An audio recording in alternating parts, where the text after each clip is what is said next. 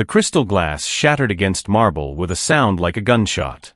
Evelyn's knees hit the floor hard, champagne soaking through her uniform, her wrist twisted behind her back by hands that didn't care if they broke bone. Around her, the ballroom fell silent. 200 guests in tuxedos and diamonds stared down at the black waitress being dragged across polished floors like trash. And the woman who'd just poisoned someone's drink? She smiled. "Get her out," the chief security officer growled, his grip tightening. "Before I call the police." Evelyn looked up, jaw bruised, vision blurred, and said 4 words that would destroy him. "I'm the new CEO." If you're enjoying this story, don't forget to smash that subscribe button for more. Also, share your thoughts, and let me know where you're watching from. Now, let's continue. Evelyn Clark was 28, lean and long-limbed, with dark brown skin that caught the amber glow of the ballroom chandeliers. Her hair was pulled back tight in a bun that made her cheekbones sharper than they already were. She moved through the crowd like water, silent, efficient, invisible. That's what they paid her for. To be invisible. The annual Cascade Industries Gala was the kind of event where billionaires pretended to care about charity while writing checks to avoid taxes. Evelyn had worked these rooms for 3 years. She knew the drill: serve the champagne, smile when spoken to, disappear when ignored. Tonight was supposed to be her last shift. She didn't know that yet. "Excuse me, miss?" Evelyn turned. A woman in an emerald green gown stood near the bar, mid-40s, blonde, with a kind of face that had been surgically perfected into agelessness. Her name was Victoria Langford. Evelyn knew because everyone knew. Victoria was on the board. Victoria had connections to senators. Victoria's husband owned half the city's commercial real estate. Victoria smiled the way people smile when they want something. "Could you be a dear and refresh Mr. Calloway's drink?" "Third table from the stage. Whiskey neat." Evelyn nodded. Of course. She moved toward the bar, but something made her pause. Victoria hadn't left. Instead, she'd stepped closer to the drink station, too close, and her hand dipped into her clutch. Smooth. Practiced. She pulled out a small vial, no bigger than a lip gloss tube, and with a flick of her wrist, tipped it into the glass of amber liquid already sitting on the tray. Evelyn's breath caught. Victoria's eyes snapped up. For a single, frozen moment, they locked gazes. Then Victoria's expression shifted, pleasant, unbothered, as if nothing had happened at all. She picked up the glass herself, turned, and walked directly toward the table where a silver-haired man in a navy suit sat laughing with his colleagues. "Mr. Calloway." Evelyn's heart slammed against her ribs. She moved fast, too fast. Her shoulder clipped a guest. Apologies tumbled out, but she didn't stop. She reached the table just as Victoria set the glass down in front of Calloway, her hand resting on his shoulder like an old friend. "Victoria," he said warmly. "You didn't have to." "Nonsense," she cooed. "You've been working too hard." Evelyn stepped forward. "Sir." Victoria's head turned slowly, her smile frozen in place. "I'm sorry, but I believe there's been a mistake with that drink." Calloway frowned. "A mistake?" "Yes." Evelyn's voice was steady, but her pulse wasn't. "I saw." "You saw what?" Victoria's tone was silk over steel. Evelyn met her eyes. "I saw you put something in it." The table went quiet. Calloway's hand, halfway to the glass, stopped. Victoria laughed, a light, musical sound. "Excuse me." "I saw you," Evelyn repeated, louder now. "You put something in his drink. From a vial." Victoria's expression didn't change, but her voice dropped an octave. "That's a very serious accusation." "I know what I saw." "Do you?" Victoria tilted her head. "Because what I see is a waitress trying to cause a scene." Calloway looked between them, uncertain. Around the table, other guests leaned in, murmuring. "Sir," Evelyn said urgently, "please don't drink that." But Victoria was faster. She turned to the crowd, voice rising just enough to carry. "Does anyone else find it strange that this woman is accusing me, someone who's known Marcus Calloway for 15 years, of poisoning him? She laughed again, sharper this time. It's absurd. A security guard appeared at Evelyn's elbow. Tall, broad-shouldered, black like her but with eyes that looked right through her. His name was Dante Cross, Chief Security Officer. Evelyn had seen him before, always hovering near Victoria at these events. Is there a problem? Dante's voice was low, authoritative. Victoria's smile widened. This waitress just accused me of poisoning Mr. Calloway's drink. Dante's gaze shifted to Evelyn. Cold. Measuring. Is that true? Yes, Evelyn said. I saw her put something in. Do you have proof? Evelyn's mouth opened. Closed. I know, but... Then you're making a baseless accusation against a board member. Dante stepped closer, his presence swallowing the space between them. That's defamation. Harassment. I'm telling the truth. Or, Victoria said softly, you're the one who tampered with the drink. The words landed like a slap. Evelyn stared at her. What? You've been hovering near the bar all night, Victoria continued, her voice sweet poison. You had access. Opportunity. Maybe you thought you could get away with it. Blame someone else. That's insane. Is it? Victoria turned to Dante. Check her pockets. Evelyn's blood went cold. Dante didn't hesitate. His hand closed around her wrist, firm, unyielding.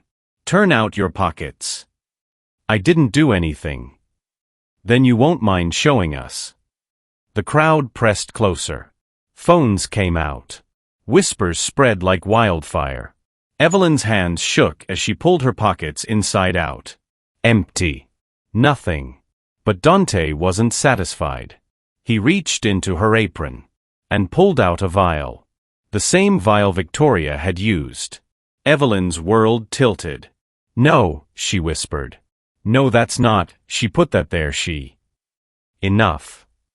Dante's voice cut through her panic. His grip tightened, and he hauled her backward. You're done. Wait, please. But no one was listening. Dante dragged her toward the exit, her feet scrambling for purchase on marble. Around her, the crowd parted. Some looked disgusted. Others looked satisfied. Victoria watched from the table, her expression serene. And as Evelyn was pulled past her, Victoria leaned in, just close enough for only Evelyn to hear. Should have minded your business, she whispered. Evelyn's knees hit the lobby floor. Dante loomed over her. If I ever see you near this building again, he said, I'll have you arrested. Evelyn looked up, jaw throbbing, tears burning her eyes. And then she said it. You just made the worst mistake of your life. Dante laughed. Yeah? And why's that? Evelyn wiped the blood from her lip. Because as of midnight tonight. She pulled a folded letter from inside her jacket. Cascade Industries letterhead. CEO emblem. I'm your new boss. Dante's laugh died in his throat. The letter hung between them, crisp, official, impossible. That's fake, he said, but his voice had lost its edge. Evelyn stood slowly, her legs shaking but her spine straight. Blood trickled from the corner of her mouth. She didn't wipe it away. She wanted him to see what he'd done. Read it, she said. Dante snatched the paper. His eyes scanned the text once. Twice. The color drained from his face. Confidential executive appointment. Effective October 8th, 12 a.m. Ms. Evelyn Clark has been appointed Chief Executive Officer of Cascade Industries, following unanimous board approval. All personnel are to report directly to her authority. Signed. Harold Westbrook, outgoing CEO. Dante's hands trembled. Behind him, guests had started to gather at the lobby entrance. Phones out, recording. Victoria pushed through the crowd, her heels clicking sharply against marble. What's going on? She demanded. Evelyn turned to face her. Slowly. Deliberately. You tried to poison Marcus Calloway, Evelyn said, her voice carrying across the room. And when I caught you, you framed me. Victoria's smile returned, but it was thinner now. Strained. You're delusional. Am I? Evelyn pulled out her phone. Tapped the screen. Because I recorded everything. The blood left Victoria's face. Evelyn turned the phone around. On the screen, clear as day, Victoria at the bar. The vial. The liquid tipping into the glass. Every second captured in high definition. I always record my shifts, Evelyn said quietly. Liability insurance. You never know when someone might try to blame you for something. Victoria lunged. Not at Evelyn, at the phone. But Dante moved faster. His hand shot out, catching Victoria's wrist mid-grab. For a moment, everyone froze. Don't, he said, his voice hollow. Victoria wrenched her arm free, breathing hard. You're making a mistake, Dante. You know who I am. What I can do for you. I know what you just tried to do to Calloway, Dante said. His jaw clenched. I know I just assaulted the new CEO because you played me. She's lying. The video doesn't lie.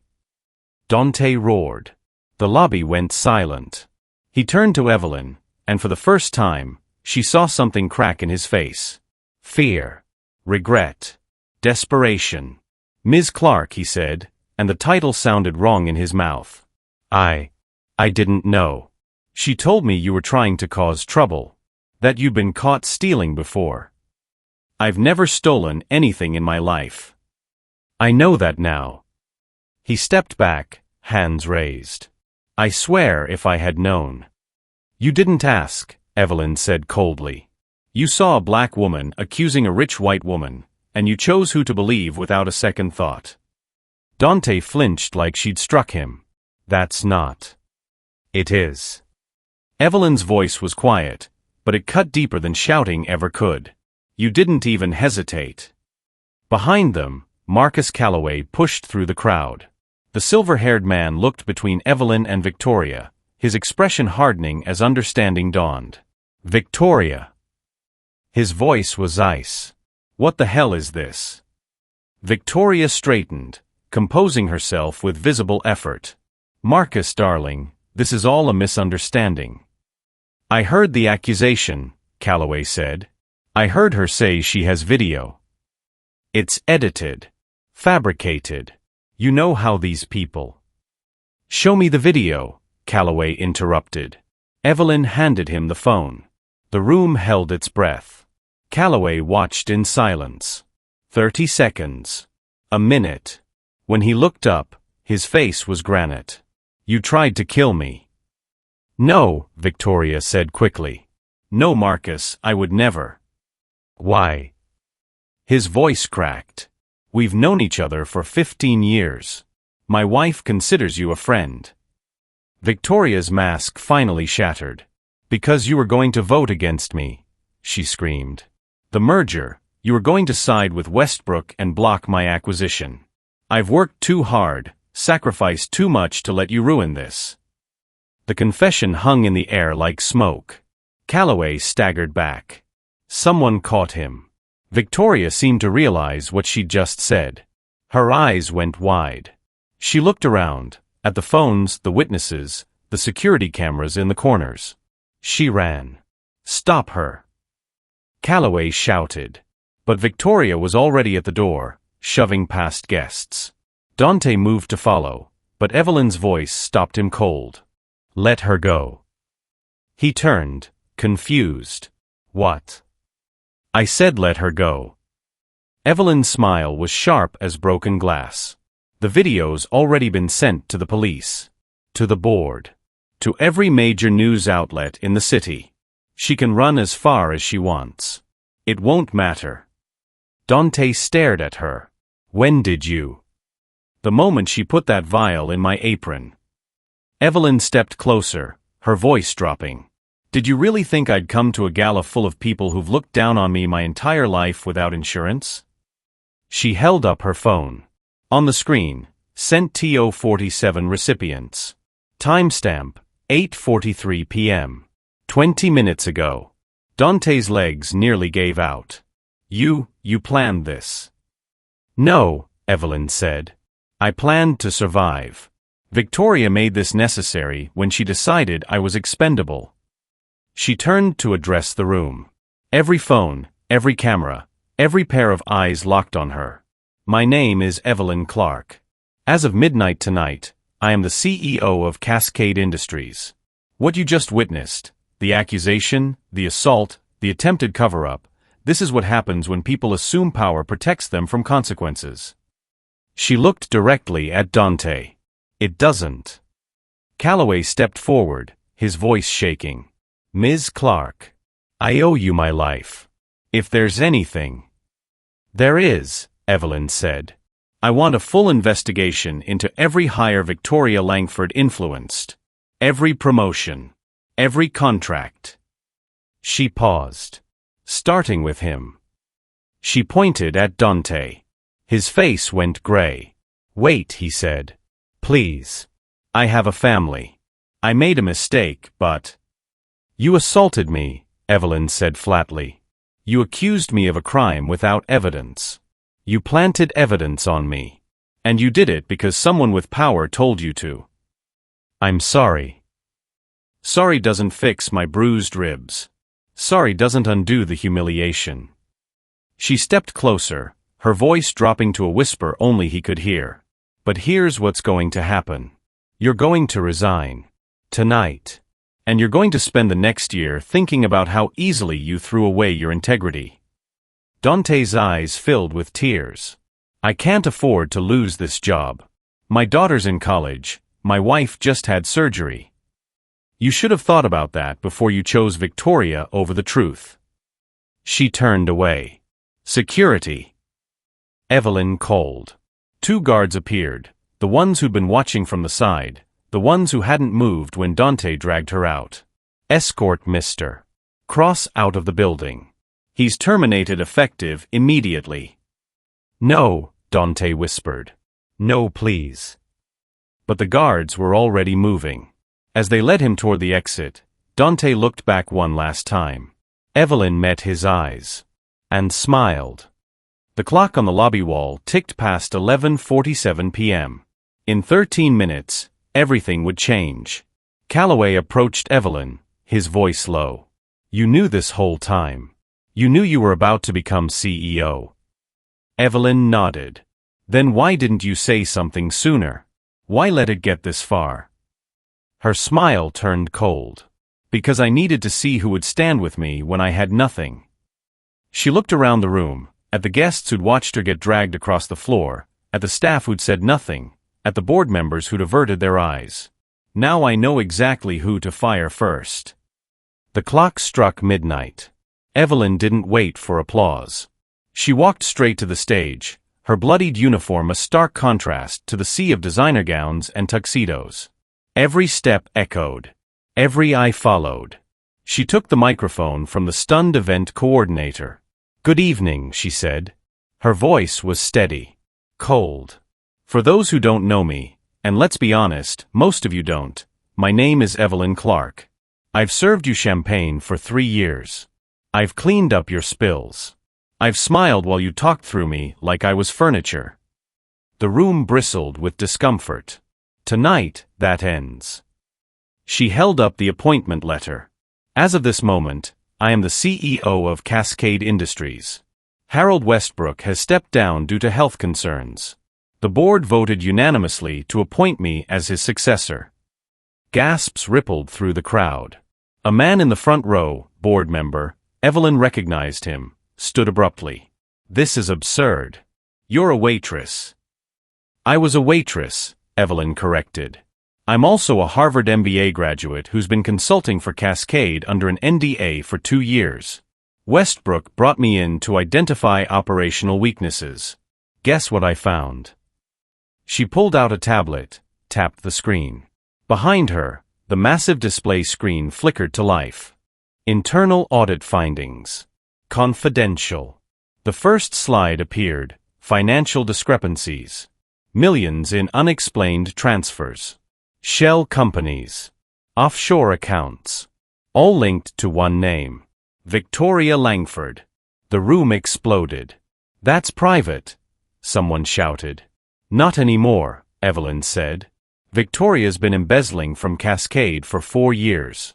Small amounts at first, then larger. She used her position on the board to approve contracts with companies she secretly owned. The merger she mentioned? It would have given her control of the company's assets and legal protection from prosecution.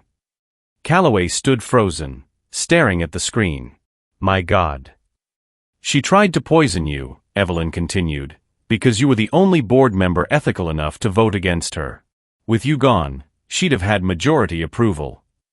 A woman near the back, early 60s, elegant, stepped forward. If you knew all this, why didn't you report it sooner? Because I needed proof she'd act, Evelyn said. Westbrook and I suspected, but suspicion isn't evidence. We needed her to make a move. So we staged tonight. The gala.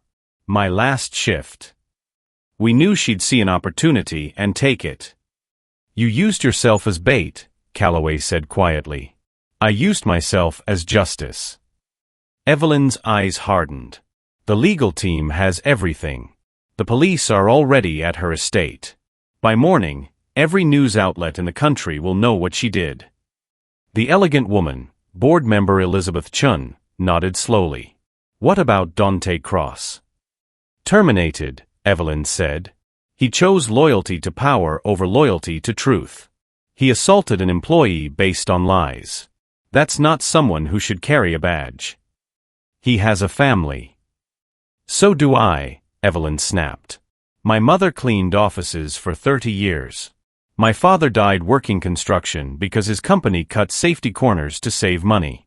I worked 3 jobs to pay for school because people like Victoria made sure people like me stayed poor.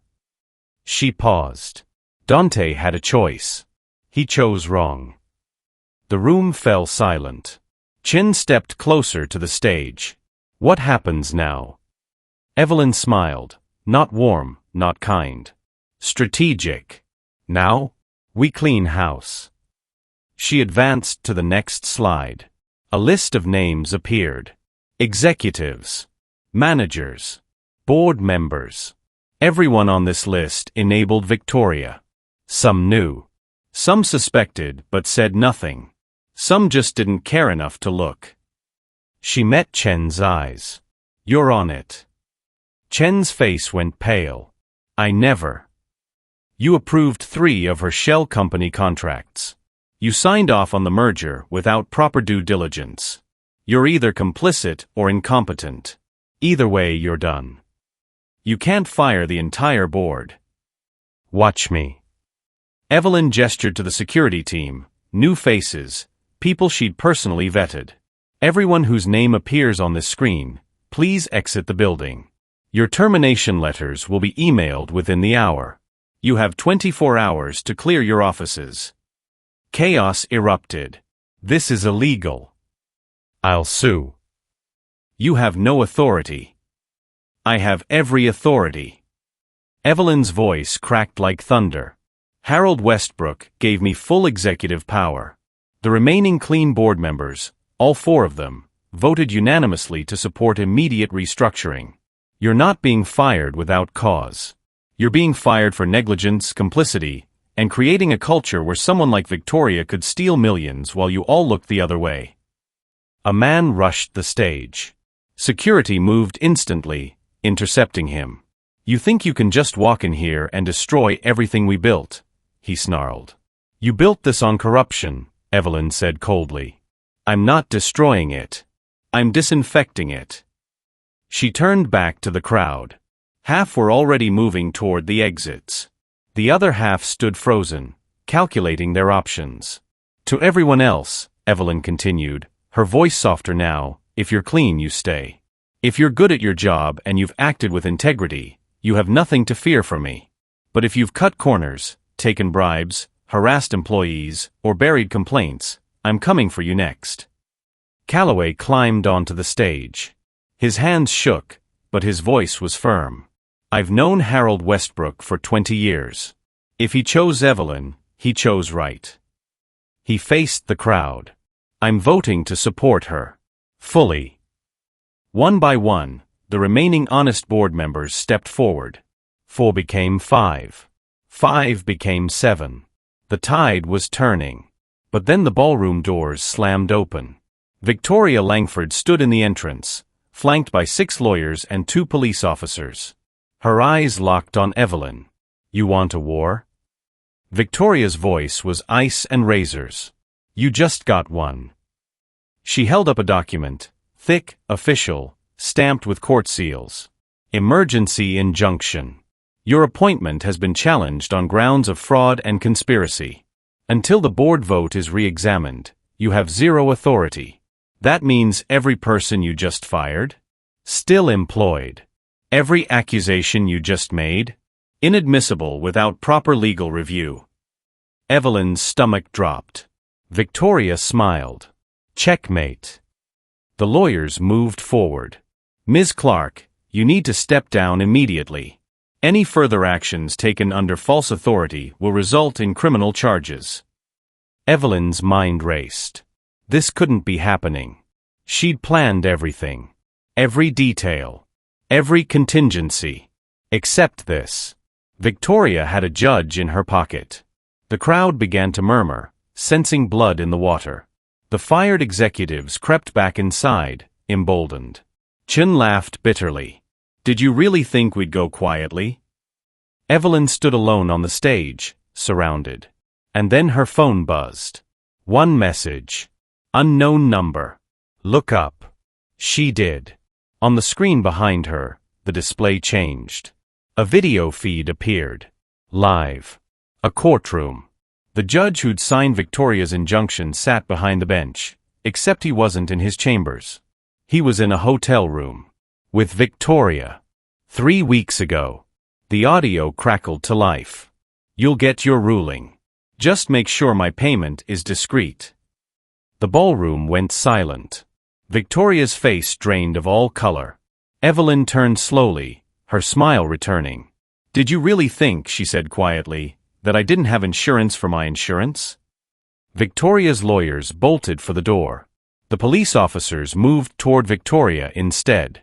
Victoria Langford, one said, pulling out handcuffs, you're under arrest for bribery, attempted murder, and conspiracy to commit fraud. Victoria screamed. Thrashed. But the cuffs clicked shut. As they dragged her past the stage, Victoria looked up at Evelyn one last time. Who are you? She whispered, broken. Evelyn leaned down. I'm the girl you never saw. Victoria was gone. The crowd stood in stunned silence. Evelyn took the microphone again. Meeting adjourned, she said. Everyone in this room has 48 hours to prove they deserve to stay. If you can't, there's the door. She walked off the stage, head high, blood still on her lip. Behind her, the empire trembled. Evelyn didn't sleep. At 3:47 a.m., she sat in Harold Westbrook's old office, her office now, staring at the city lights through floor-to-ceiling windows. The room smelled like leather and old cigars. His nameplate still sat on the desk. She swept it into the trash. Her phone had been ringing non-stop. Reporters. Lawyers. Investors threatening to pull funding. She'd ignored them all. Except one. The unknown number that sent the video. At exactly 4 a.m., it called. Evelyn answered. Who is this? Someone who wants to see you succeed. The voice was male, older, distorted through a modulator.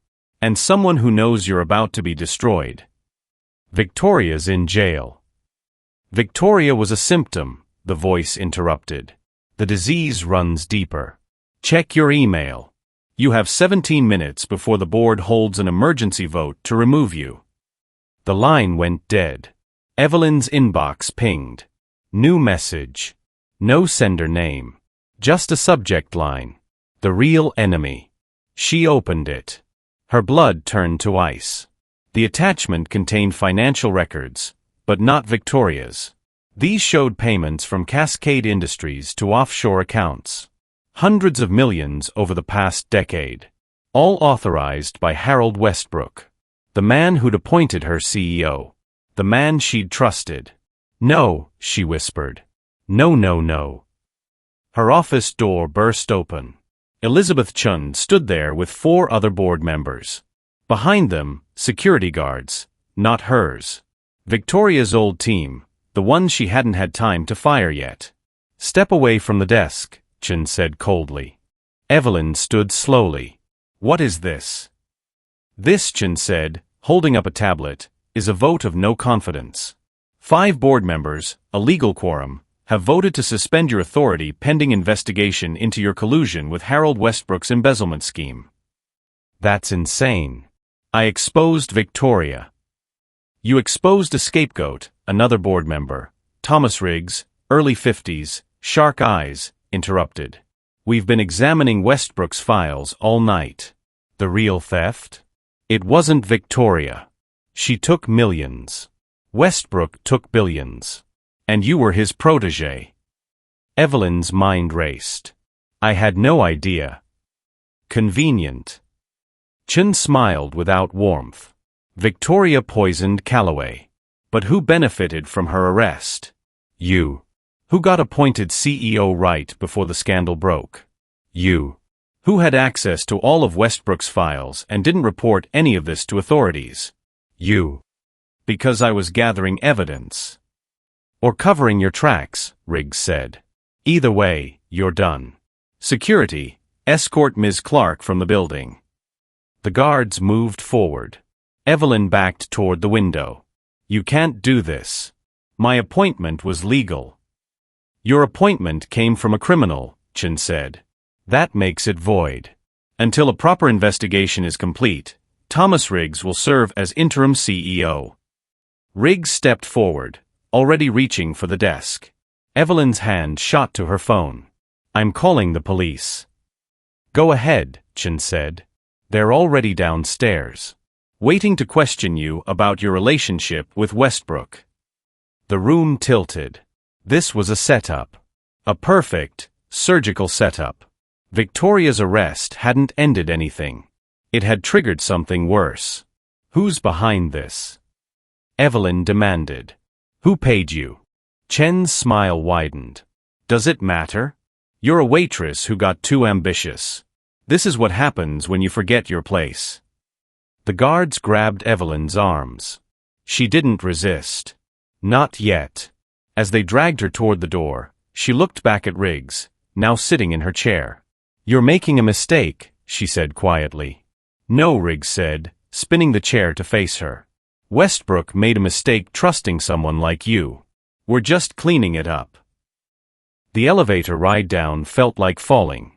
Evelyn's mind churned through possibilities. The timing was too perfect. The evidence too convenient. Someone had been planning this for weeks, maybe longer. But who? The doors opened to the lobby.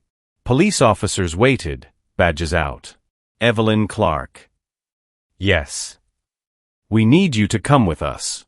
Questions about financial irregularities.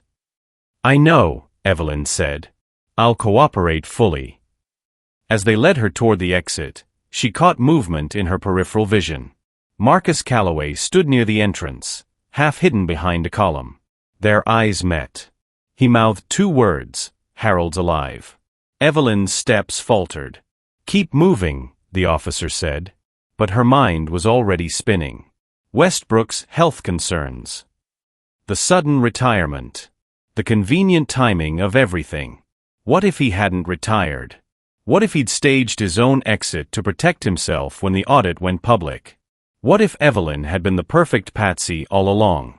They pushed through the revolving doors into cold night air. News cameras flashed. Reporters swarmed. Ms. Clark, did you know about Westbrook's embezzlement? Were you involved in Victoria Langford's poisoning attempt? Is it true you fabricated evidence? Evelyn kept her head down, silent. The police car door opened. She slid inside. Through the window, she saw the Cascade Industries building looming against the dawn sky. Lights blazed on the executive floor, her floor, already being dismantled. Her phone buzzed one last time before the officers confiscated it.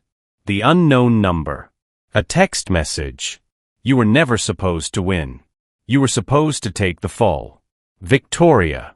Westbrook. The board. They're all working together. Always have been. You exposed one piece and thought you'd won. But the game is bigger than you know. Question is, will you quit? Or will you burn them all down? P.S. Check your old locker at the restaurant. Locker 47. You have 6 hours before they erase everything. The phone screen went dark as the officer took it. The car pulled away from the curb. In the rearview mirror, Evelyn saw Thomas Riggs standing at the executive floor window, watching her leave. He raised a glass of champagne and smiled. At the police station, they separated her into an interrogation room. 2 detectives entered. One placed a folder on the table. Ms. Clark, we have records showing you received wire transfers from Harold Westbrook's offshore accounts. 12 payments over 18 months. Total, $4 million. Evelyn's blood froze. That's impossible. Bank records don't lie. The detective opened the folder. Account numbers, dates, amounts, all in her name, all fabricated. She looked up at the two-way mirror, knowing someone was watching, knowing they were waiting for her to break. Instead, she smiled. I want my lawyer, she said, and I want access to a computer. You're not in a position to make demands. Actually, Evelyn interrupted, her voice deadly calm, I am. Because in about 5 hours, the stock market opens. And when it does, I'm going to release every document I've been holding back. Every name. Every crime. Every board member who thought they could bury me. She leaned forward. So either charge me right now, or get me a damn computer. Because if I go down, I'm taking everyone with me. The detectives exchanged glances. Outside, through the door's window, Evelyn saw him. Harold Westbrook. Alive. Healthy. Smiling. Walking free through the police station like he owned it. Because he probably did. Evelyn didn't get her computer. Instead, they threw her in a holding cell with 3 other women. The fluorescent lights hummed. The walls were covered in scratches. Names, dates, prayers. She had 4 hours until market open. 4 hours to stop them. One of the women, mid-30s, tattoo sleeve, sharp eyes, watched her from the corner. You're that CEO girl. Saw you on the news. Evelyn said nothing. They're saying you stole millions. Worked with some old white dude to rob the company. They're lying. Yeah. The woman laughed. That's what we all say. Evelyn looked at her. Really looked. The tattoos weren't random. They were coordinates. Numbers. Codes. You're not here for petty crime, Evelyn said. The woman's smile sharpened. Neither are you. A guard appeared at the bars. Clark. You've got a visitor. Evelyn stood. My lawyer. Better. They led her to a private room, not an interrogation room. This one had comfortable chairs. Coffee. A laptop on the table. Marcus Calloway sat waiting. You shouldn't be here, Evelyn said. Probably not. He gestured to the chair across from him. Sit. She did. Calloway slid the laptop toward her. You have 20 minutes before they realize I bribed my way in here. Use them wisely. Why are you helping me? Because you saved my life. He paused. And because Harold Westbrook tried to kill me too. Evelyn's head snapped up. What? The poison Victoria used? Westbrook gave it to her. I've been digging since you got arrested. Victoria wasn't working alone. She was working for him. Calloway's hands shook. He wanted me dead because I discovered his offshore accounts 6 months ago. I was going to report him, but he convinced me to wait, said he needed time to fix things. I trusted him. He played us both. Worse. He played everyone. Calloway opened a file on the laptop. Westbrook embezzled $2 billion over 12 years. He used Victoria as his fixer. She handled the dirty work, took a cut, kept quiet. When you started auditing the company, he realized he needed an exit strategy. So he appointed me CEO, Evelyn said slowly, knowing I'd expose Victoria and take the fall for his crimes when Victoria's arrest triggered a deeper investigation. You were never supposed to win. You were supposed to be the final scapegoat. The ambitious black woman who got greedy and betrayed the man who gave her a chance. Evelyn's jaw clenched. Where is he now? Private jet to Switzerland. He left an hour ago. Calloway pulled up flight records. But his accounts are still active. I have the passwords. How? His daughter. Calloway's expression darkened. Westbrook's been lying to her for years. Told her the money was for her trust fund. She found out yesterday it was stolen and gave me everything. He pushed a USB drive across the table. Every account. Every transaction. Every name. Calloway met her eyes. Burn him. Evelyn took the drive. Her hands trembled, not from fear. From rage. The board. Riggs, Chin, 5 others. All paid off. They get to keep their positions in exchange for making you disappear. Calloway stood. But they don't know I have this. And they don't know you're about to walk out of here. How am I walking out? I'm under arrest. Calloway smiled. Not anymore. The door opened. A woman in a sharp suit entered, early 40s, black, with eyes like cut diamonds. Evelyn Clark. I'm Simone Baptiste. Your attorney. She placed a document on the table. The charges against you have been dropped. The bank records were fabricated. We proved it 20 minutes ago. IP addresses traced back to Thomas Riggs' home computer. Evelyn stared. That fast. I don't lose. Simone's smile was wolfish. And I especially don't lose to mediocre white men who think they're clever. Let's go. They walked out of the police station into a wall of cameras. Ms. Clark. Are the charges true? Will you return to Cascade Industries? What do you say to accusations you framed Victoria Langford? Evelyn stopped on the steps. Simone started to pull her away, but Evelyn raised a hand. One statement, she said. The cameras surged closer. Evelyn pulled out her phone. The USB drive was already uploaded to the cloud. She'd prepared this message in the holding cell, typing it mentally word by word. Now she hit send. To every news outlet. Every financial regulator. Every employee at Cascade Industries. The reporters' phones began buzzing simultaneously. What did you just? One started. I just released Harold Westbrook's complete financial records, Evelyn said calmly. $2 billion in embezzlement. 12 years of fraud. Names of every accomplice, including current Cascade board members Thomas Riggs and Elizabeth Chun. The SEC will have the files in approximately, she checked her watch, 90 seconds. The crowd erupted. You can't just. I already did. Evelyn descended the steps. Harold Westbrook used me as a scapegoat. He used Victoria Langford as a weapon. He used all of you, she gestured to the reporters, as cover. That ends today. A reporter shoved a microphone forward.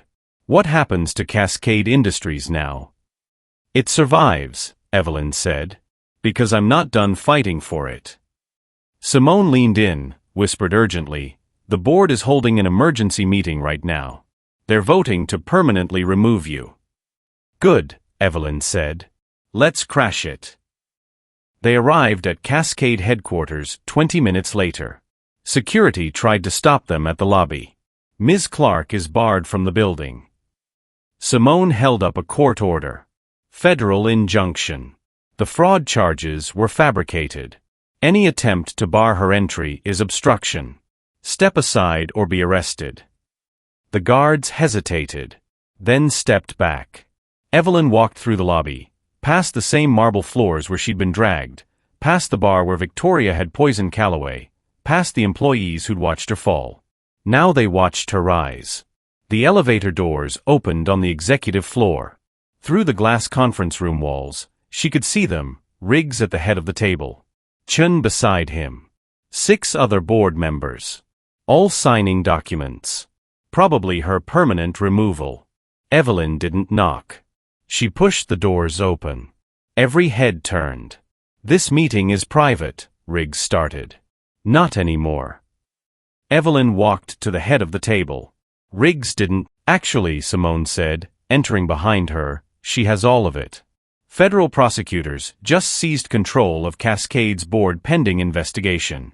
Every member currently under suspicion has been suspended. That's 7 of you." She placed arrest warrants on the table. Thomas Riggs. Elizabeth Chun. Conspiracy to commit fraud, falsifying evidence, and obstruction of justice. Chin shot to her feet.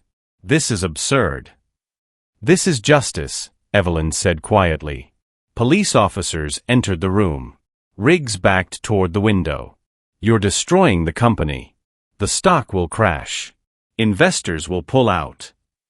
"The stock is already crashing," Evelyn said. "Because of what you did. I'm just making sure you pay for it." Handcuffs clicked. One by one, they were led away. Riggs stopped at the door, his face twisted with hatred. "You think you've won? Westbrook's in Switzerland. Untouchable. He'll bleed this company dry from overseas and you can't stop him." Evelyn smiled.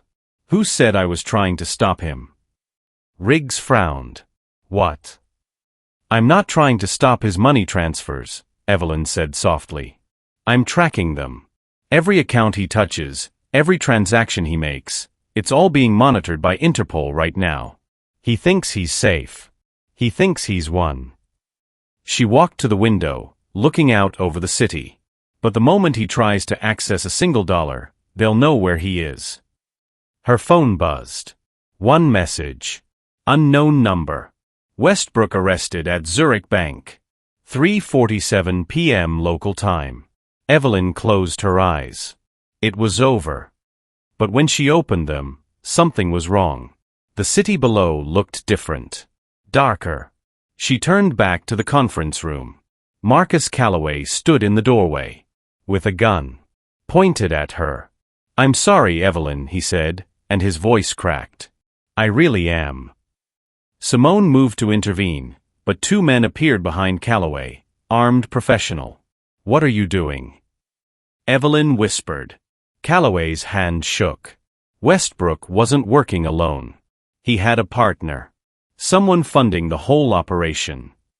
"Who?" He stepped aside. A figure entered the conference room. Older. Elegant. Powerful. Evelyn's heart stopped. It was Harold Westbrook's wife. Margaret Westbrook. Philanthropist. Art collector. Beloved society figure. And the true architect of everything. "Hello, dear," Margaret said, her smile gentle. "We really need to talk about your future." Margaret Westbrook moved like royalty, slow, deliberate, untouchable. She wore a cream Chanel suit. Pearls at her throat. Her silver hair was pulled back in an elegant twist. She looked like she'd just come from brunch. Not a hostile takeover. "Put the gun down, Marcus," Margaret said softly. "We're all professionals here." Calloway hesitated, then lowered the weapon. But the 2 armed men remained in position, blocking the exits. Simone stepped in front of Evelyn. "Mrs. Westbrook, whatever you think you're saving my investment." Margaret settled into a chair, crossing her legs. "Ms. Baptiste, you're an excellent attorney. That's why I had you hired." Simone froze. "What? Did you really think Marcus found you randomly?" Margaret's smile was knife-thin. "I recommended you. Best defense attorney in the city. I needed Evelyn out of jail quickly. Can't have my new CEO rotting in a cell." Evelyn's mind spun. "Your new CEO?" "Yes." Margaret pulled out her phone, tapped the screen. "As of 8 minutes ago, I control 51% of Cascade's voting shares. Harold's arrest triggered an automatic transfer clause in our prenuptial agreement. Everything he owns is now mine." She turned the phone around. Legal documents. All legitimate. All devastating. Which means, Margaret continued, I own you. The room tilted. Harold was always weak, Margaret said conversationally. Brilliant with numbers, useless with people. He embezzled billions, sure, but whose idea do you think it was? Who do you think identified the vulnerabilities in the system? Who orchestrated every shell company, every offshore transfer, every perfectly timed distraction? She stood, walking toward Evelyn. I built this empire. Harold was just the face.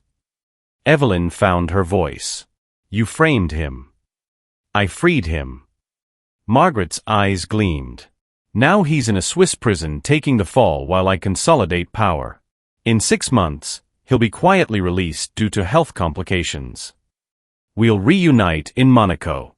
Very tragic, very romantic. You'll never get away with this. Darling, I already have. Margaret gestured to the window. The stock crashed, yes. But I bought up shares at rock-bottom prices through shell companies. When Cascade recovers, and it will with you as the inspiring CEO who overcame adversity, those shares will be worth triple. I'll make more from this crisis than Harold stole in 12 years. Calloway stepped forward, guilt written across his face. Evelyn, I didn't know until an hour ago. She told me she just wanted to help. And you did help, Margaret said warmly. You gave Evelyn the evidence. You got her out of jail. You played your part perfectly. I won't let you. Margaret raised a hand. One of the armed men moved closer to Calloway. Marcus, you'll do exactly as I say. Because if you don't, I'll release the real autopsy report on your son. Calloway went white. That's right, Margaret said softly. Jacob didn't die in a car accident. He overdosed on fentanyl at one of Harold's business retreats. We covered it up to protect you. Protect your family. But if you cross me, the truth comes out. Your wife will know you lied to her for 3 years. Calloway's knees buckled. He caught himself on the table. Margaret turned back to Evelyn. Now, you have 2 choices. Option 1, you accept your role as CEO. You rebuild Cascade. You make me richer than God. In exchange, you get wealth, power, and the satisfaction of running a Fortune 500 company. And option 2. Margaret's smile vanished. I destroy you. Not just your career, your entire life. I have evidence linking you to Harold's accounts. Fabricated, yes, but it'll take years to disprove.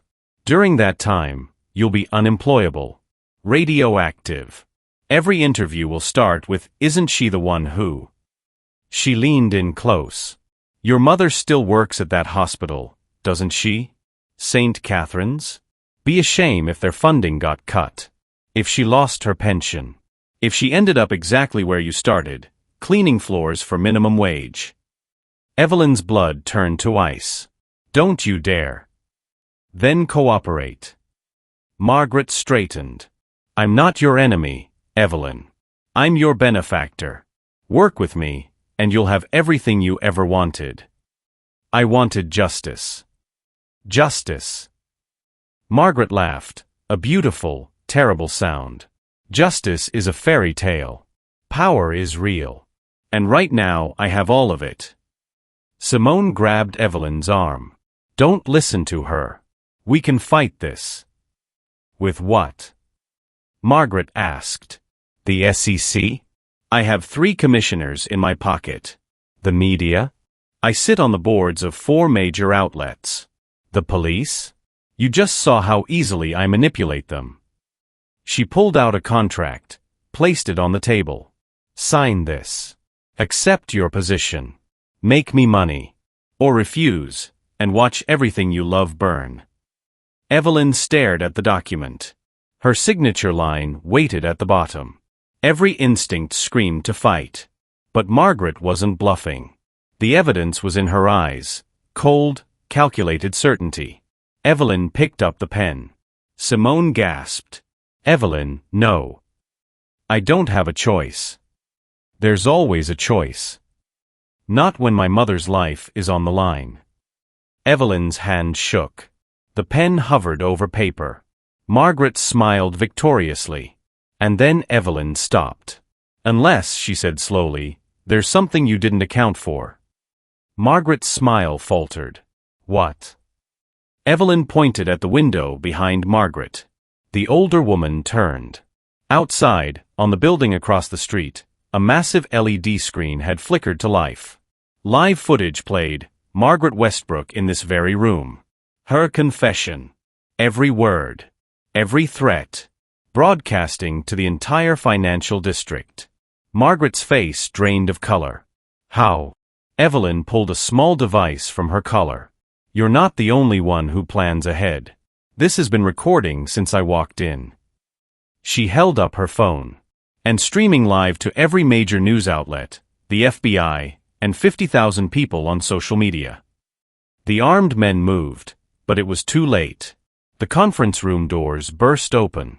Federal agents poured in, real ones this time. Badges out. Weapons drawn. Margaret Westbrook, you're under arrest for extortion, conspiracy, money laundering, and about 17 other charges we'll add later. Margaret didn't resist. She simply stared at Evelyn, her mask finally cracking. You planned this, she whispered. From the beginning. No, Evelyn said. I adapted. You taught me that. Handcuffs clicked. As they led Margaret away, she looked back one final time. This isn't over. Yes, Evelyn said quietly. It is. The room emptied. Calloway slumped in a chair, broken. My son, he whispered. Everyone will know. No. Evelyn sat beside him. The autopsy stays sealed. That was her leverage, not mine. Your son's memory is safe. Calloway looked up, tears streaming. Why? Because I'm not her. Simone approached, still shaking. That was insane. If the stream had failed. It wouldn't have. Evelyn showed her phone. 3 redundant connections. 5 backup servers. I've been preparing for this moment since the day Westbrook appointed me. You knew. I suspected everyone. Evelyn stood, looking out over the city. Trust is a luxury I couldn't afford. Her phone buzzed. Unknown number. Again. But this time, she recognized the pattern. She answered. Who are you? Really? Someone who's been watching, the modulated voice said. Someone who wanted to see if you'd survive. Did I pass your test? Silence. Then. Margaret Westbrook wasn't the top of the pyramid. She was layer 3. There are 2 more above her. And now that you've taken her down. Evelyn's stomach dropped. They're coming for you. The line went dead. Simone saw Evelyn's face. What is it? Evelyn didn't answer. She was staring at her reflection in the window, and at the figure standing on the rooftop across the street. Watching. Waiting. The figure raised a hand. Waved. Then disappeared. Evelyn didn't go home that night. She went to the one place no one would think to look, back to the restaurant where she'd worked as a waitress. Locker 47. The message had said 6 hours. She had 20 minutes left. The building was dark. Closed for renovations, or so the sign said. Evelyn picked the lock on the back door, muscle memory from teenage years she didn't talk about. Inside, the restaurant felt haunted. Empty tables. Chairs stacked. The smell of bleach and abandonment. She found the employee locker room. Her old locker sat in the corner, rusted combination lock still attached. She knew the code. Her mother's birthday. The lock clicked open. Inside, a manila envelope. Thick. Heavy. Evelyn pulled it out, her hands trembling. Documents spilled across the floor. Photographs. Financial records. But these weren't from Cascade Industries. These were from everywhere. Banks. Pharmaceutical companies. Tech giants. Defense contractors. And at the center of every web, 2 names she recognized. Senator Patricia Moreno. Judge Alan Hardwick. The same judge who'd signed Victoria's injunction. The same senator who'd been photographed at the gala. Both connected to every major corporation in the country. Both controlling billions in legal transactions that looked suspiciously like the same shell game Westbrook had played. A note fell from the envelope. Handwritten. Shaky. Evelyn, if you're reading this, I'm either dead or in hiding. These people don't just own companies. They own the system. Westbrook was their accountant. Margaret was their enforcer. Victoria was their cleaner. You were supposed to be their scapegoat, but you survived. Now they'll come at you with everything. The person helping you? Don't trust them. They're part of this too. Everyone is. Get out while you can. H.W. Harold Westbrook had left this before his arrest. He'd known. He'd tried to warn her. Evelyn's phone rang. Unknown number. She didn't want to answer. But she had to know. You found the locker, the modulated voice said. Who are you? Evelyn demanded. Are you working for Moreno? Hardwick. Laughter, cold, mechanical. I'm working for the only person who matters. Myself. What do you want? I want to watch them all fall. But I can't do it alone. You've already taken down 3 players. Victoria, Harold, Margaret. That's impressive. But the real fight starts now. Why should I trust you? Because 2 minutes ago, Senator Moreno authorized a hit on you. Evelyn's blood froze. What? Check the street. Black SUV. 2 men. They're waiting for you to leave.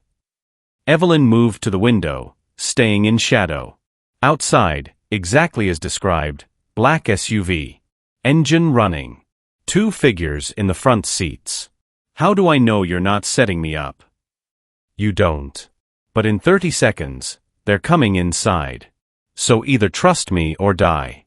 Your choice. The SUV doors opened.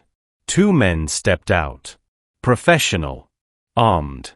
Moving toward the restaurant's back door. There's a service tunnel, the voice said. Kitchen. Behind the industrial freezer. Leads to the building next door. Go. Now. Evelyn ran. Through the dark kitchen, shoving past equipment, finding the freezer. She pulled it open, empty inside except for a metal grate in the floor. Behind her, the back door crashed open. FBI. Don't move. But they weren't FBI. Real federal agents don't kick down doors at abandoned restaurants without warrants. Evelyn yanked the grate open and dropped into darkness. The tunnel was narrow. Wet. She crawled through pipes and filth, the sounds of pursuit echoing behind her. She went into the floor. Find the access point. Evelyn moved faster, her phone's flashlight barely cutting through the black. The tunnel split. Left or right? No time to think. She went left. And emerged in a basement parking garage. The building next door, an office complex. Empty at night. She climbed out, gasping. A car waited. Engine running. Driver's door open. No one inside. Her phone buzzed. Text message. Get in. Drive to the address I'm sending.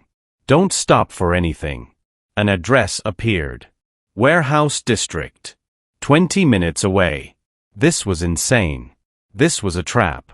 But the alternative was going back. Evelyn got in the car. She drove through empty streets, checking mirrors constantly. No tail. No pursuit. The warehouse sat at the edge of the industrial zone, abandoned, windows broken, graffiti covered. Evelyn parked and stepped out, every instinct screaming danger. The warehouse door was unlocked. Inside, darkness. Then lights flickered on, harsh fluorescence revealing a space that wasn't abandoned at all. It was a command center. Monitors covered the walls. Servers hummed. Data streamed across screens. Financial transactions. Security feeds. Communications intercepts. And at the center, sitting at a desk, was a woman. Late 20s. South Asian. Sharp features. Eyes that burned with intelligence and something darker, obsession. "Hello, Evelyn," she said. "My name is Priya Sharma. And I'm going to help you destroy everyone who tried to kill you." "Why?" Priya stood, walking to the monitors. "Because 3 years ago, Senator Moreno had my brother murdered. He was a journalist investigating her connections to defense contractors. They called it a suicide. It wasn't." She pulled up a file. Photographs of a young man. Dead. Staged to look like he'd jumped from his apartment. "I've spent 3 years gathering evidence," Priya continued. "But I can't release it. They have too much power. Too much control. I needed someone on the inside. Someone they'd underestimate. So you used me." "I gave you opportunities," Priya corrected. "You did the rest. The video of Victoria poisoning Calloway? I made sure your phone was recording. The video of Margaret confessing? I hacked the building's cameras to broadcast it. The evidence against Westbrook? I compiled it from his own files." Evelyn's fists clenched. "You manipulated everything. I helped you survive." Priya's voice hardened. "Without me, Victoria would have succeeded in framing you. Margaret would own you. You'd be dead or destroyed. What do you want from me now?" Priya pulled up new files. Senator Moreno. Judge Hardwick. 12 other names. CEOs, politicians, generals. These people control 40% of the country's wealth. They decide who wins elections, who goes to prison, who lives and who dies. They're untouchable. She turned to Evelyn. "Unless we make them bleed." "How?" Priya smiled. "Cold, dangerous. In 2 days, there's a private summit. All of them in one place. A resort in the mountains. No press. No oversight. Just the architects of the empire, planning their next decade of control. And you're invited." Evelyn stared. "That's impossible." "Not anymore." Priya pulled up an email. Official invitation. Cascade Industries CEO Evelyn Clark. "Margaret was supposed to bring you to present you as her puppet. Now that she's arrested, they'll want to evaluate you themselves. Decide if you're controllable or expendable. This is suicide. It's the only chance we'll ever get." Priya's eyes burned. "They think you're alone. Desperate. They'll try to intimidate you, buy you, or kill you. But you won't be alone." She gestured to the monitors. "I'll have eyes and ears everywhere. Recording everything. When they reveal themselves, and they will because they're arrogant, we release it all. Every crime. Every conspiracy. Every name. They'll destroy the evidence. Bury it. Not if it's everywhere at once." Priya pulled up a program. Distributed release. 50,000 servers worldwide. Every news outlet. Every social media platform. Every government agency. Simultaneously. They can't kill it all. Evelyn looked at the invitation. At Priya's evidence. At the impossible choice. "If I do this," she said slowly, "people will die. Maybe me." "People are already dying," Priya said. "My brother. The whistleblowers they silence. The workers they exploit. The communities they poison. This is bigger than us." Evelyn closed her eyes. Saw her mother's face. Saw Dante's desperation. Saw Victoria's poison. Saw Margaret's smile. Saw the choice she'd always been moving toward. She opened her eyes. "When do we leave?" But as Priya turned to pack equipment, Evelyn saw something on one of the monitors. A live feed. Marcus Calloway's house. Police cars. Ambulances. Body bag being carried out. Evelyn's heart stopped. "No." Priya looked. Her expression didn't change. "He knew too much," she said quietly. "They couldn't risk him talking. You said he'd be safe." "I said I'd help you." I never promised anyone else would survive. Priya met her eyes. This is war, Evelyn. People die in wars. He had a family. And now they're targets too. Priya pulled up another feed. Calloway's wife, being escorted by men in suits. Not police. Not FBI. Moreno's people. They're taking her as leverage, Priya said. To keep the daughter quiet. To send a message. Evelyn's rage crystallized into something pure and cold. Then we don't just expose them, she said. We end them. Priya smiled. Now you're ready. The resort sat nestled in the mountains like a crown jewel, marble, glass, and secrets. Evelyn arrived in a black town car, dressed in a tailored charcoal suit that cost more than her mother's monthly rent. Her hair was pulled back. Diamond earrings, borrowed from Priya's collection of confiscated assets, caught the light. She looked like she belonged. She felt like she was walking into her own execution. Security checked her invitation. Scanned her bag. Confiscated her phone. No devices inside, the guard said. House rules. Evelyn smiled. Of course. They didn't check her diamond earrings. Each one contained a microcamera and transmitter. Priya's design. Military grade. Undetectable. Evelyn stepped into the main hall. 50 people mingled over champagne and caviar. Every face was a photograph from Priya's files. Senators. CEOs. A Supreme Court justice. 2 4-star generals. The people who owned America. And they were all looking at her. Senator Patricia Moreno approached first, late 50s, silver hair, smile like a shark. Ms. Clark. So glad you could join us. Thank you for the invitation. Invitation. Moreno laughed. Darling, this was a summons. We needed to meet the woman causing so much disruption. Judge Hardwick joined them, 60s, distinguished, cold eyes. You've made quite a name for yourself. Taking down Victoria Langford. The Westbrooks. Very impressive. I was doing my job. Were you? Moreno tilted her head. Or were you making a statement?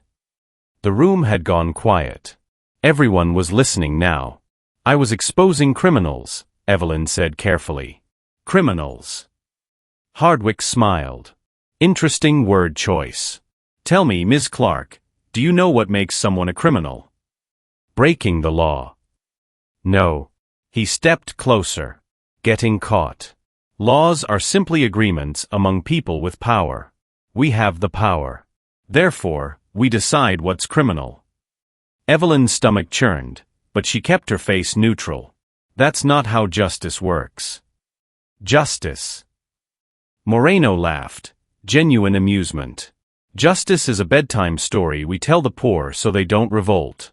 You of all people should understand that. A man approached from behind, late 40s, handsome, expensive suit. Evelyn recognized him from Priya's files.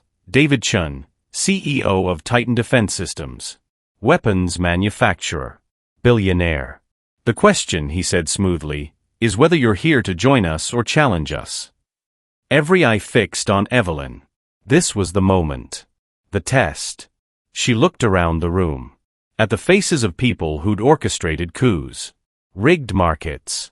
Buried scandals. Destroyed lives. The people who'd ordered Marcus Calloway's murder. I'm here, Evelyn said slowly, to understand how things really work. Moreno's smile widened.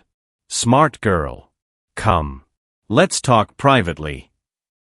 They led her to a study, mahogany walls, leather chairs, fireplace crackling. Moreno, Hardwick, and Chun. The inner circle. Sit, Moreno commanded. Evelyn sat. You've been thorough, Hardwick said, pulling out a tablet. Victoria Langford. Harold Westbrook. Margaret Westbrook. All arrested or detained. You followed the evidence expertly. But you stopped, Chun added. Why? Because I ran out of leads. Liar. Moreno's voice cut like ice. You have Priya Sharma's files. We know she's been feeding you information. We know about the warehouse. We know everything. Evelyn's blood turned cold, but she didn't react. I don't know who that is. Stop. Hardwick stood, looming over her. We've been watching you since before Harold appointed you CEO. We allowed Victoria's arrest because she was sloppy. We allowed Margaret's exposure because she got arrogant. But you? You're different. You're dangerous, Chen said, because you actually believe in something. Moreno circled behind Evelyn's chair. So here's what's going to happen. You're going to give us Priya Sharma's location. You're going to hand over every file she gave you. And you're going to become the face of Cascade Industries' remarkable recovery. And if I refuse? Your mother dies, Moreno said simply. Tonight. Carbon monoxide leak in her apartment. Very tragic. Then your old colleagues from the restaurant.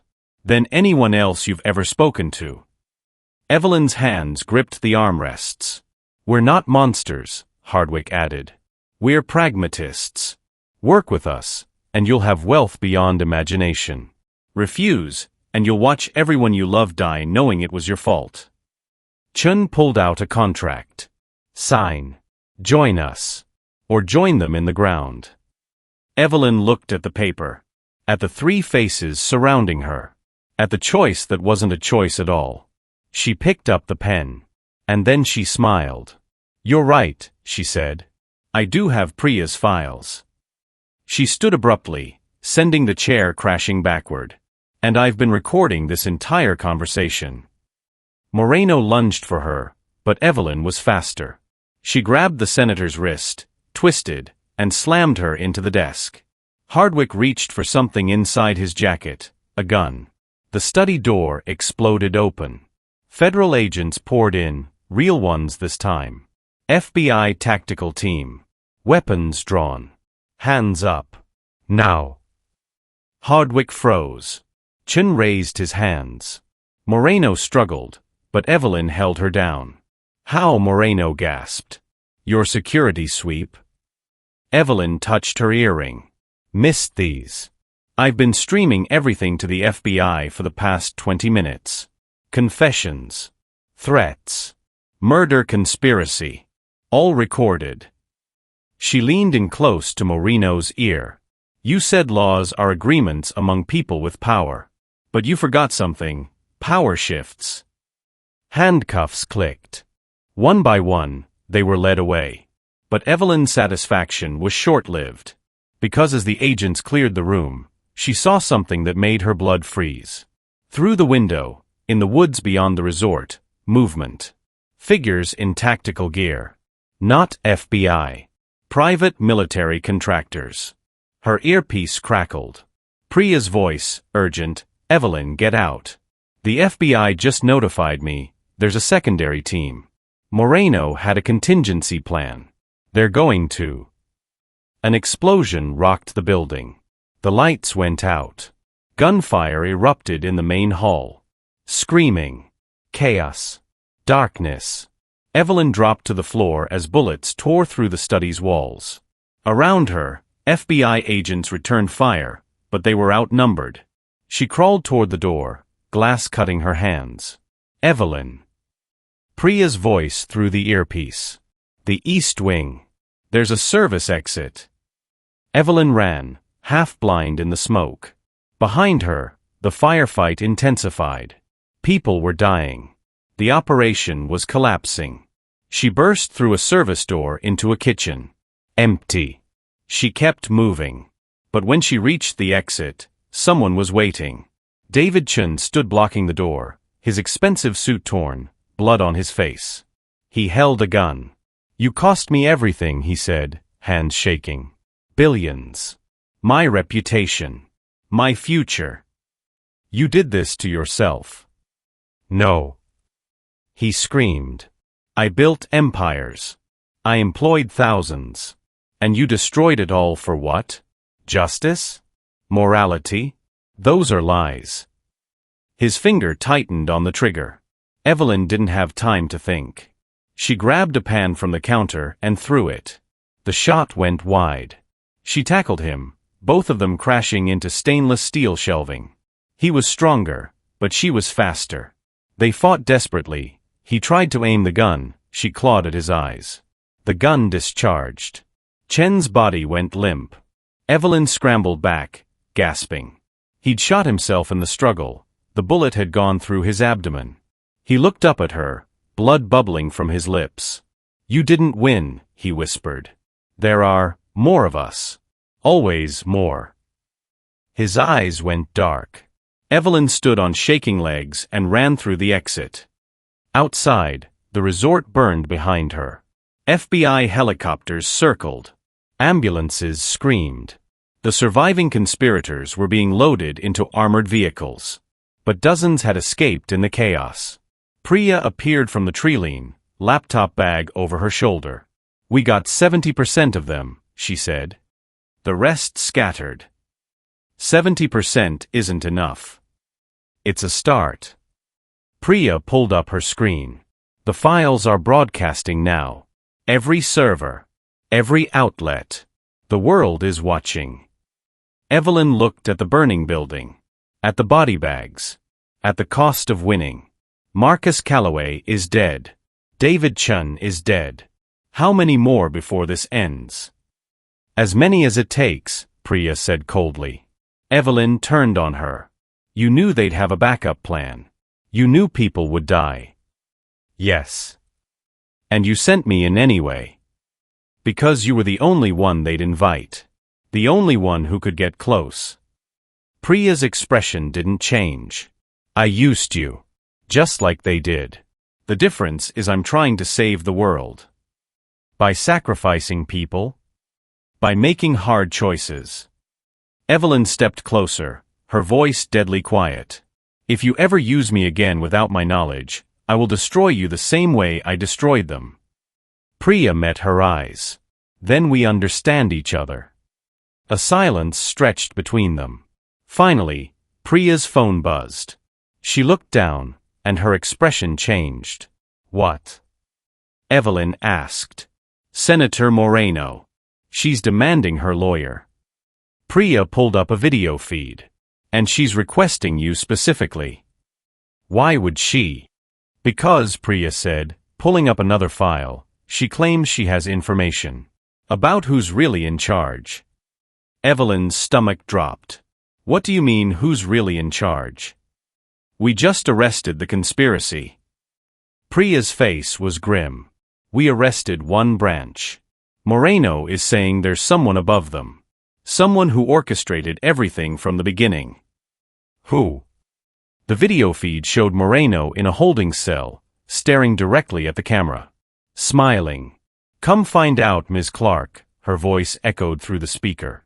"Come see who's been pulling your strings all along." Hashtag Act 9, The Puppet Master. 1,100 words. The interrogation room smelled like fear and disinfectant. Senator Patricia Moreno sat handcuffed to the table, her silver hair disheveled, designer suit stained with soot. But her eyes still held power. "Ms. Clark," she said as Evelyn entered. "Right on time." Evelyn sat across from her. FBI agents stood at the door. Priya watched through the two-way mirror, recording everything. "You said you have information." "I do." Moreno leaned forward as far as her restraints allowed. "About the person who's been orchestrating everything. The one who wanted you to succeed." "Stop playing games." "Oh, this isn't a game." Moreno's smile was serpentine. "Tell me, did you ever wonder why everything fell into place so perfectly? Why you always had the evidence you needed? Why the right people were always in the right place at the right time?" Evelyn's jaw clenched. "Priya helped me." "Priya Sharma." Moreno laughed. The crusading hacker with a tragic backstory. So noble. So driven. Did you ever verify her brother's death? Did you ever confirm he was even real? Evelyn's blood went cold. "Check the records," Moreno continued. "Priya Sharma had no brother. No family at all. She's a ghost.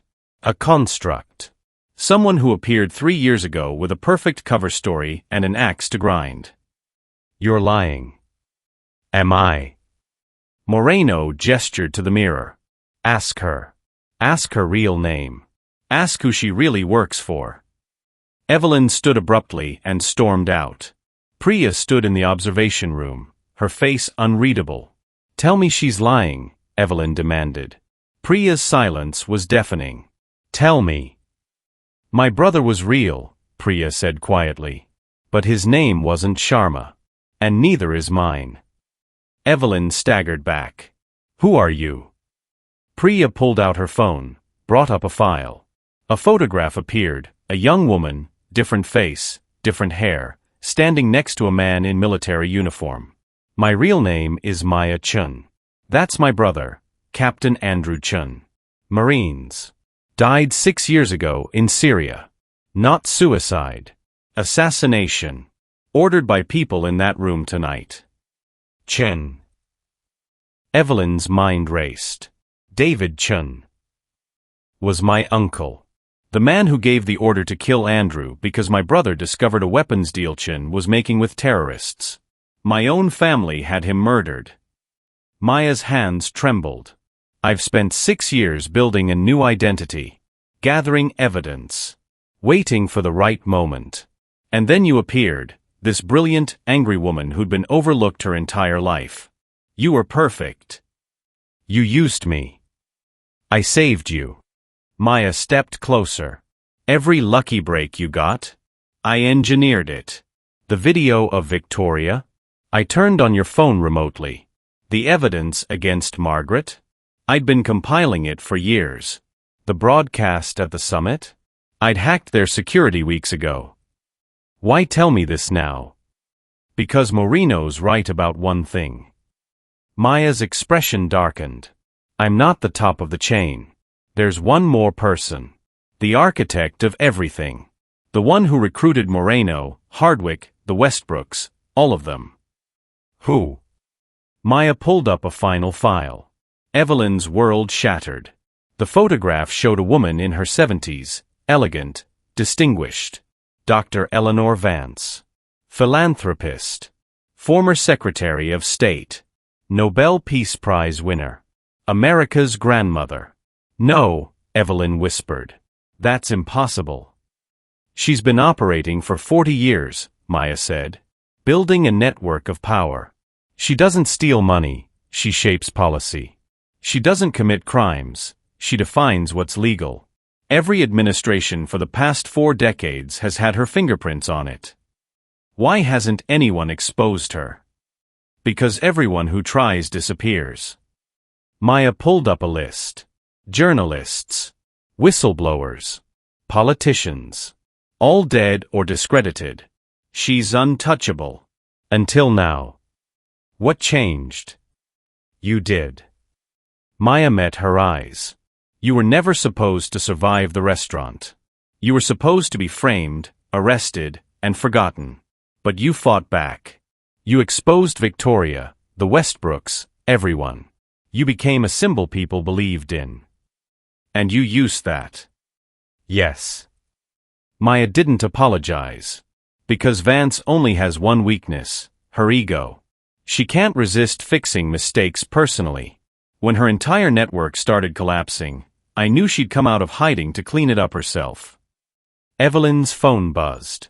Unknown number. Again. She answered on speaker. The voice that came through wasn't modulated. It was elderly. Warm. Familiar from 1,000 news interviews. Hello, Evelyn, Dr. Eleanor Vance said. I think it's time we met. The meeting was set for dawn. Abandoned warehouse. No FBI. No backup. This is suicide, Priya, Maya said. You mean like everything else you've made me do? Evelyn's anger simmered. I'm going. Alone. She'll kill you. Maybe. Evelyn checked the weapon Maya had given her, a small pistol, hidden in her jacket. But I'm tired of being a pawn. Yours. Hers. Everyone's. Evelyn. Don't. Evelyn turned. When this is over, whatever happens, you and I are done. You used me just like they did. I won't forget that. Maya's expression cracked. For the first time, she looked vulnerable. I'm sorry, she whispered. So am I. The warehouse at dawn was beautiful in a desolate way, golden light streaming through broken windows, dust motes dancing. Dr. Eleanor Vance sat at a simple table, pouring tea from an elegant china set. She looked exactly like her photographs. White hair, kind eyes, grandmother's smile. She also had 4 armed bodyguards surrounding her. Evelyn, she said warmly. Please sit. I made Earl Grey, your mother's favorite, I believe. Evelyn sat slowly, hyper-aware of the gun against her ribs. How do you know that? I know everything about you. Vance poured a second cup. Your mother, Catherine. Excellent woman. 32 years cleaning hospitals. Never complained. Never asked for more than she earned. Don't talk about her. Why not? She's admirable. Unlike her daughter, who's caused me considerable trouble. Vance sipped her tea. Victoria, Harold, Margaret, Patricia, David, you dismantled my entire North American operation in a week. Impressive. Reckless.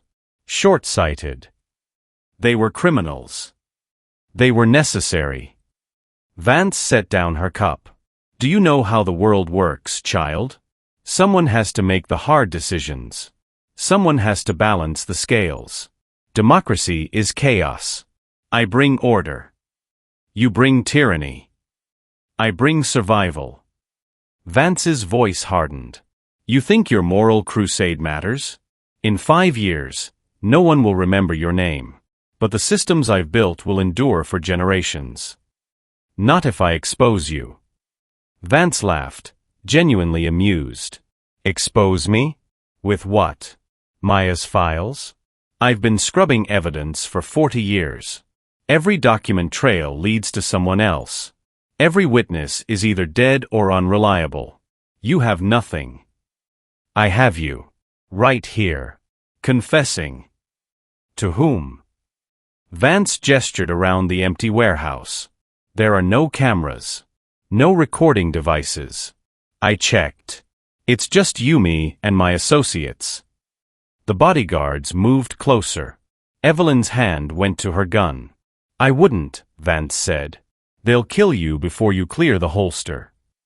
She was right. Evelyn's hand dropped. Here's what's going to happen, Vance continued. You're going to disappear. A tragic accident. Grief-stricken CEO, too much pressure, drove off a cliff. Your mother will receive a generous settlement. Maya Chun will be hunted down and eliminated. And I will rebuild my network with younger, smarter people who won't make the same mistakes. She stood. It's nothing personal, dear. You're just in the way. The bodyguards raised their weapons. Evelyn closed her eyes. And then the warehouse erupted in chaos. Flashbangs. Smoke. Gunfire from every direction. FBI tactical teams poured through every entrance. Snipers appeared on the catwalks. Helicopters thundered overhead. Vance's bodyguards went down in seconds. Non-lethal rounds, precise shots. Vance herself froze, hands up, fury replacing her grandmother's smile. How? She screamed. Evelyn opened her eyes and smiled. You were right, she said. You did check for cameras and recording devices. But you forgot about satellites. She pointed up through the broken roof. Military surveillance. Maya has a friend at the NSA. We've been broadcasting this entire conversation to federal prosecutors, 3 congressional oversight committees, and every major news outlet in the world. Vance's face drained of color. You wanted to know if your network would endure? Evelyn stood. Let's find out. Because right now, the whole world knows your name. FBI Director Sandra Morrison stepped forward. Eleanor Vance, you're under arrest for conspiracy, racketeering, murder for hire, treason, and approximately 100 other charges will be filing over the next month. Vance didn't resist as they handcuffed her. But as they led her past Evelyn, she leaned in close. They'll let me go, she whispered. I know too much. I have too many connections. In 6 months, I'll be free and you'll be dead. Evelyn met her eyes. Then I'll see you in 6 months. 6 months later. Evelyn stood in her office, the real one now, earned not given, looking out over the city. Cascade Industries had survived. Barely. But under her leadership, it was being rebuilt with transparency, accountability, and actual ethics. Her mother sat in the visitor chair, proud tears in her eyes. You did it, baby. We did it, Evelyn corrected. A knock on the door. Maya Chen entered, no longer hiding, using her real name. Vance was denied bail, Maya said. Trial starts next month. They have enough evidence to put her away for 3 lifetimes. And the others? Moreno pleaded guilty. Life without parole. Hardwick died in custody, heart attack. Margaret Westbrook is cooperating with prosecutors. Victoria Langford. Maya paused. Hanged herself in prison yesterday. Evelyn felt no satisfaction. Only exhaustion. It's over, Maya said quietly. No, Evelyn said. It's just beginning. They were one network. There are others. There are always others. So what do we do? Evelyn turned to face her. After everything, the betrayal, the manipulation, the lies, Maya had proven herself in the end. She'd risked everything to help Evelyn survive. Maybe that was enough. We keep fighting, Evelyn said. But this time, we do it together. No more secrets. No more lies. Partners. Maya extended her hand. Evelyn shook it. Partners. Thank you for watching this story to the end. If you enjoyed this story, you will surely love the next. Click on the image or video showing on your screen right now to watch the next one.